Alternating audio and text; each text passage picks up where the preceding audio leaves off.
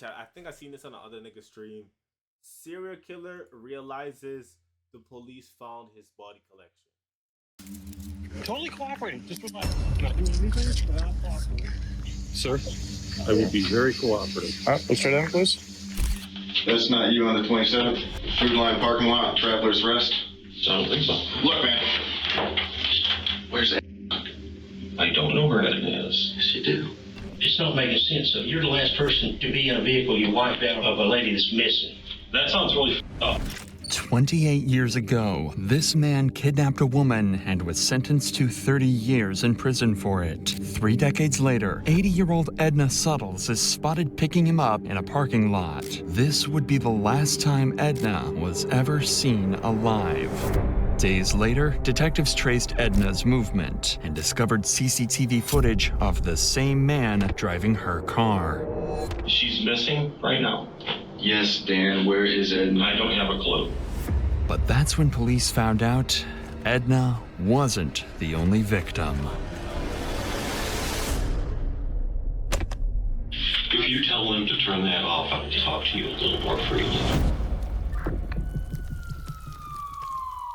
What do you mean Edna wasn't? Sometime around 9 a.m. on August 27th, 80-year-old Edna leaves her home in Traveler's Rest to look after a friend. Hours later, 911 dispatchers receive a concerning call. Greenville County 911, what's your emergency? A fitter was supposed to show up to be with my mom today. Her name is Edna Suttle, and she didn't show up. This is not like her. She shows up like clockwork. So something's wrong. But this call was only the beginning of a long chain of mysteries. As officers arrived at Edna Suttle's home for a welfare check based on these reports, they received no response. There were no signs of a break-in, and Edna was nowhere to be seen. However, when police asked Edna's son, he pointed out that $50,000 worth of jewelry was missing from the home. More importantly, though, her car was missing too. If the cops could find that, they might be able to figure out where she had gone. This meant that finding Edna's vehicle would be the most instrumental step in this investigation, as it would give a clue about her last known whereabouts. Immediately, a hunt for Edna's car began, and 6 days later, it was found abandoned in the parking lot of a hotel in Traveler's Rest. This was odd, as Edna lived close by and didn't need to stay at a hotel. A check with the staff also revealed that no one under the name of Edna was staying there. So to get to the bottom of this mystery, the cops decided to try and trace back Edna's movement using CCTV cameras starting from her home. At 9:30 a.m., a camera at a nearby pawn shop captures Edna leaving her home and driving towards a local Food Lion grocery store. 9 minutes later, Edna arrives at the store to pick something up. A man approaches the vehicle with 2 bags in his hand and sits alongside Edna, who then drives off back to her home. 4 hours later, at 1:43 p.m., Edna's car leaves her home again and arrives at the same Food Lion once more. But this time, the person exiting the driver's seat isn't Edna at all. It's the same old white man she picked up earlier, who immediately moves to his car and parks it next to Edna's. He then drags something out of her car, placing it into his. Initially, it was difficult to identify what the man moved from the Jeep to the Chevrolet, but after a frame-by-frame analysis, it wasn't a question of what was moved, but who. Because in a chilling discovery, officers would realize the footage showed He looks like a regular dude, bro. That's the thing. the unmistakable golden hair of Edna Suttles. 4 minutes later, at 1:47 p.m., the man drives Edna's car into the hotel's parking lot and parks it in the same spot that the detectives found the vehicle in. He exits and begins wiping down the door and seats, trying to get rid of any evidence of his presence. By 2:14 p.m., the man returns to his vehicle at Food Lion and drives off, marking the last that was seen of Edna and the man. The most crucial part of this investigation is to now figure out who exactly the man in the video is. But due to the grainy footage and his distance from most cameras, this proved to be difficult, and the investigation seemed like it would come to a standstill. But detectives had an idea. Since the man exited the store with bags in his hand, a purchase was made, and this realization would be the most crucial breakthrough in the case. Immediately, officers began retrieving footage from inside the store, and when they reviewed it, they came to a harrowing realization. This was Daniel Prince, a man who only 24 years prior to this got put in a federal prison for kidnapping. 24 years prior to this incident, in 1997, Daniel was responsible for the kidnapping of a woman in Michigan. He had her tied up, shackled her hands, and it was by sheer luck that she managed to free herself before escaping. Even though he was sentenced to a maximum of 30 years for this crime, he was released by 2009 on parole. But the worst was yet to come. Daniel began working as a handyman for predominantly elderly single ladies, a demographic that not only matched his previous victim, but also that of Edna's. For officers, the realization now begins to settle in. They have a kidnapper on the run, and there might be a chance that he has kept Edna alive. Not knowing where she is, they had to act fast before this glimmer of hope dimmed. Even with this disturbing past, detectives didn't have enough evidence to press strong charges for kidnapping or murder. However, they had established probable cause for grand larceny involving Edna's Jeep. A warrant to arrest Prince and search his property was granted, and officers were quickly dispatched to Prince's residence to take him into custody. Totally cooperating. Just relax. Not doing anything. Not cooperating. All right, okay. Stand up on your feet. Right there. Yeah. Sir, I will be very cooperative. Despite the number of heavily armed officers that just descended on Prince's property, he remained noticeably calm and composed, as if he had a plan to escape this predicament. The following footage was analyzed by our in-house criminal research specialist and retired detective to shed some light on key techniques and strategies used during the questioning. When he is brought into the interrogation room, the detectives start with a relaxed, friendly conversation, a tactic used to put suspects at ease. They don't want him to know they've caught him on camera just yet. What do you do now? I do a lot of home remodeling, Okay. home repairs. I really a lot. I know this nigga's heart is beating hard, fast as hell, and he is scared. Tile. I got a customer base that has me doing stuff. Okay, so why Boston, North Carolina, come all the way down from, say, Michigan or Wisconsin? Okay, here, this is real easy. I'm originally from the east side of the state of Michigan, Okay. but I was in prison in Michigan for a while, and when I paroled to the west side of the state. Okay. What'd you get locked up for? Because you said you got paroled. I was locked up for a kidnapping charge. Okay.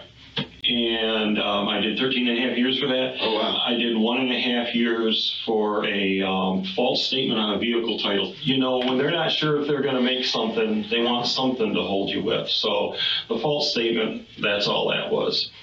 The kidnapping, I was doing some bad shit that I shouldn't have been doing. Fair enough. But I shouldn't have gotten kidnapping. But I was doing some bad shit. What kind of shit? What shit have you gotten? I really don't want to say. We're just bullshitting. Huh? We're just bullshitting. Nothing when you're talking to two police detectives in a room. It's just bullshit. Okay, I've been through the system enough to know that. Yeah. All I'm going to say about that is I did my time, I made my first Fair parole, enough. and I haven't been in trouble since. Hey, and that's great to know. You know, a lot of people, especially being what you've been through, they come out and they go right back to it. Just because he's a convicted criminal doesn't mean he's involved in Edna's disappearance, but the evidence the detectives have paints a different picture altogether from the hard-working, reformed criminal he claimed to be. I'll talk to you about August 27th, 2021 of this year.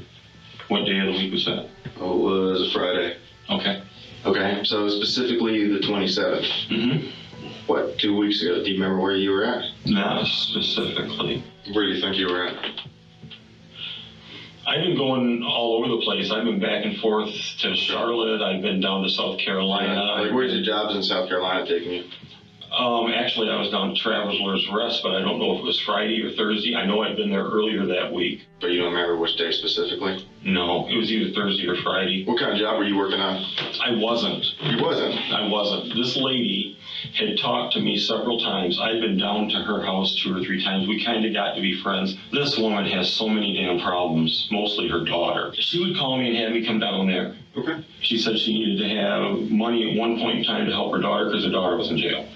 Then she needed money another time because she was hiring a private investigator because her son-in-law she talked to me all kinds of stuff about it. We got to be pretty good friends about stuff like that. Okay. How'd you meet her initially?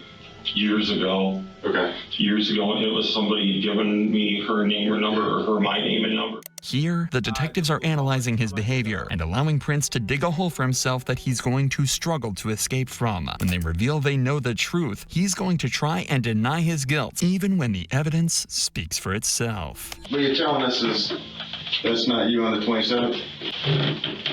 Food Line parking lot, Traveler's Rest? I don't think so. That's not you.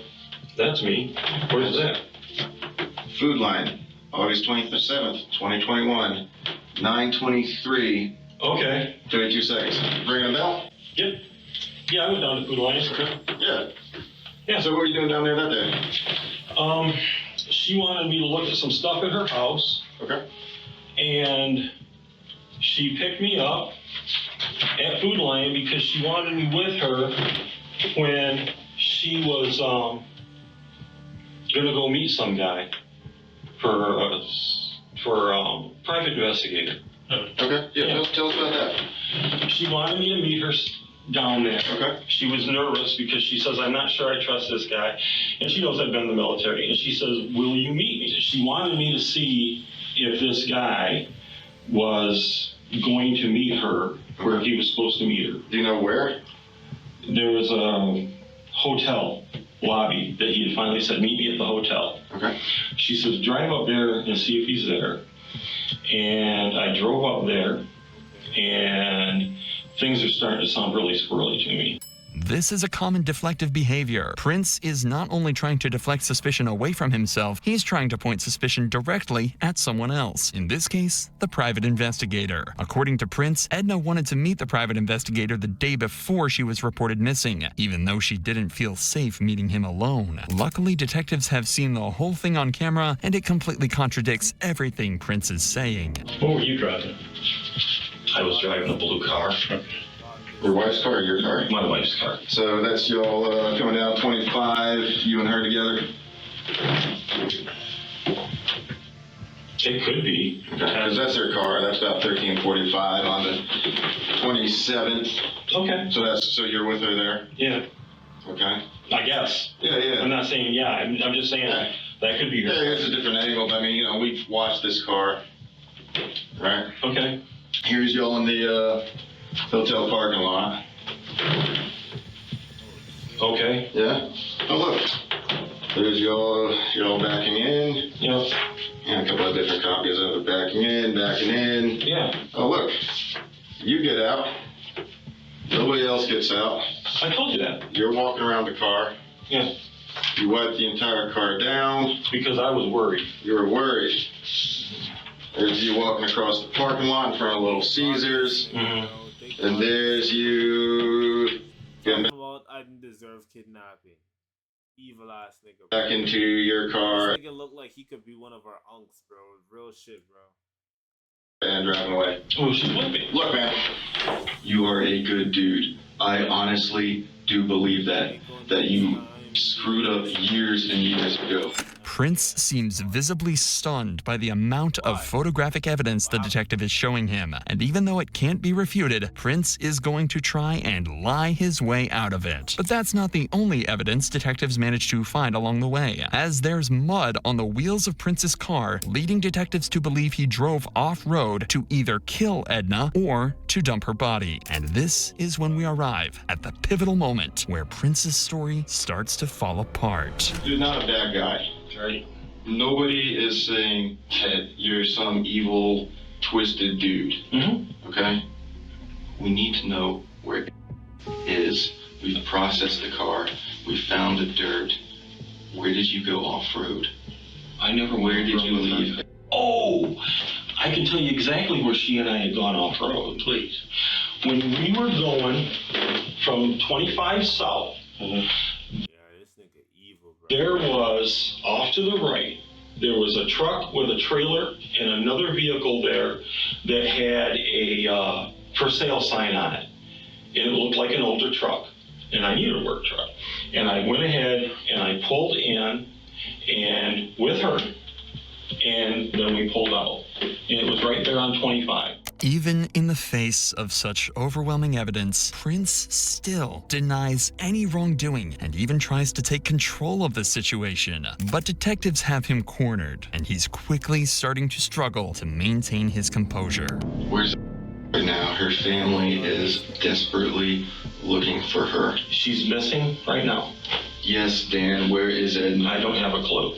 I dropped her off at her house. Dan, please listen. You did not drop her off at her house. We have followed that car the entire day, up and down 25. There's a number of minutes that are unaccounted for that are not by her house. Which car? Mine or hers? Dan, stop playing games. You know what we're When I talking got, about. okay, I can help you here. Okay. You gotta give me a second. You gotta let me answer the questions when they're asked. When I dropped her vehicle off looking for the guy, she said she wanted me to take her and drive around in my vehicle. So I left her vehicle. I went down to Food Lion, and she was in my vehicle with me. And I dropped her off at home. Dan, we watched the video. She is not. The car sits there. It sits there, man. No, not in her car. No, her. My car. We watched I you dropped go her at off the in food my line. car. You did not drop anyone off, man. I picked her back up. She sat in my car at Food Lion. I went back and got her. No, you did not. The detectives are beginning to apply more pressure on Prince, knowing everything he's telling them is a lie. But he continues to stay on the defense, even trying to brush off the fact that he might have destroyed potential evidence. I don't know where it is. Yes, you do. No, I don't. Dan. Let's go back to why you wiped the car down. What you said you were worried about what? The only thing I did was because I knew I'd been in and out of her car all the time with her. I'm like, there is no way in hell I'm going to just leave this thing here because she's got somebody that's after her. Prince tries to deflect suspicion again by suggesting Edna may have been in some kind of danger, but he doesn't realize just how prepared these detectives are. Who would be after Who's her? after her? That guy with the truck, she said she didn't trust him. The PI? Yeah, so somebody she hired as a PI. His story's totally different. He's been doing work for her. I mean, on the son-in-law thing. I mean, we've interviewed. I mean, he had he didn't meet with her today. So that's Right, that's why I said she hired another PI. I'm sure you're recording this. It's not making sense. I mean, you're the last person to be in a vehicle you wiped out of a lady that's missing. That sounds really fun. It does. That's why we're here. I've been real honest with you guys. I told you what was going on. The detectives managed to get Prince to admit he was with Edna on the day she disappeared. While Prince tried to convince them he was helping her meet a suspicious private investigator, they know it's a desperate attempt to deflect suspicion and distance himself from the crime. Prince insisted he dropped Edna off at her home, safe and well, but the detectives established that he was the last We can't hear you over this loud ass video. You're talking to yourself. We can't hear you. person to see her alive, and because of this interrogation, Wait, the they whole time locked y'all him couldn't hear me, bro? into a lie that would eventually lead to a chilling confession. When Evil ass serial killing ass nigga. detectives search Prince's property, they find several automatic weapons. Because of his previous convictions, he's forbidden from owning any firearms. That means he could be facing a federal charge and be detained for even longer. While he's detained, they continue to search his land and find one of the most crucial pieces of evidence yet, a yogurt cup. This is the yogurt he bought shortly before Edna disappeared, and it's laced with a cocktail of drugs. Lorazepam, tramadol, and cyclobenzaprine can cause central nervous system depression when they're combined. When this happens, the body's neurological functions slow down. In other words, you're under sedation, exactly as Edna was in the parking lot when she was seen in Prince's car. After feeding her the laced yogurt, there's nothing Edna can do to stop him, and she's led away to her death at the hands of this sadistic killer. Prince begins to realize he's cornered and has nowhere to run, so they bring him back in for more questioning, where he makes a full confession as he admits to 3 more murders, including those of Lee Goodman, Dolores Sellers, and her daughter, Nancy Rigo. This nigga just going around killing old white women? Yo, this nigga The first victim was Dolores. Daniel had euthanized Dolores Sellers at the request of her daughter, Nancy Rigo. However, Nancy began to have second thoughts and wanted to contact the police, putting her directly in the crosshairs of Daniel. Oh my, look at this nigga face, bro. This is the face of an evil nigga, bro. Daniel Prince, a mentally disturbed serial killer. Nancy Rigo was now his second victim. Even worse is the fact that for several years, Daniel began receiving Nancy's social security checks because she had given him her power of attorney. Moreover, the search of Daniel's property would also reveal several of Nancy's documents. Since 2017, after her murder, Daniel pretended to be Nancy by sending her family emails and messages in an attempt to prevent them from thinking that she was dead. Daniel's third victim was Lee Goodman, who allegedly attempted to rob him, according to Daniel. Much like Nancy and Edna, her body was disposed of in some desolate area. And finally, Daniel's fourth and final victim was Edna Suttles, whose body would be found 1 year later on May 16, 2022, in a grave close to Daniel's home in Rutherford County. Although decomposed, officers were able to positively identify it as Edna and return the body to her loved ones. But even in the face of his crimes, he would never let go of his chance to leverage as much information as he could. There was quite a lot of stuff found in your B house. There could be a million explanations for some of that stuff, and I don't want to jump to conclusions. And if there's something that happened that you didn't intend to happen, let's talk about it. There are things that have to happen, and there are things that are going to happen.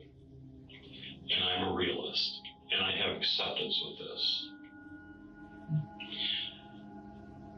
I would like a little bit of control in how they happen. If you tell them to turn that off, I will talk to you a little more freely. When they turn the cameras off, Prince makes a final attempt to take control and influence the outcome in his favor. Daniel Prince avoided a trial by making a deal with authorities. He would tell them about the location of Edna's body, and in turn, his case would go federal because of the better living conditions in federal prisons. Not only that, but he would also avoid the death penalty and instead receive a life sentence. One would think that the detectives were naive to turn off their cameras and not record Daniel's confession, but unbeknownst to Prince, the investigators keep the backup audio recording running after shutting down the camera. This is the chilling confession he made.